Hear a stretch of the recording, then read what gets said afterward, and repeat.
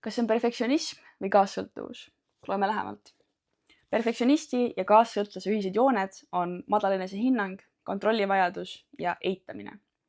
Madal enesehinnangu tõttu paneme palju vaeva oma kuvandi ehitamisele. Karjäär, raha, ilus kodu ja nii edasi.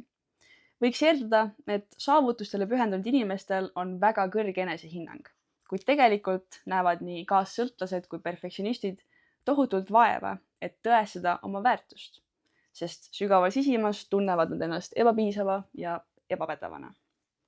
Kontrollivajadus. Enamik inimesi muutub kontrollivaks, kui olukorrad on pidevalt ettearvamatud. Aja jooksul tekitab see kaassõltuvuse, kus inimene keskendubki teiste inimestega seotud halva ärahoidmisele ja unustab enda. Sellega kaasnev perfektsionism muudab inimese eriti ärevaks ja kriitiliseks.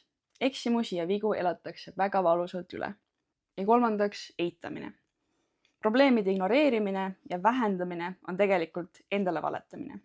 Tervenemine kaassõltuvusest ja perfektsionismist algab siis, kui oleme valmis elu reaalsusega silmitsi seisma ja tunnistama endale oma tegelikku olukorda.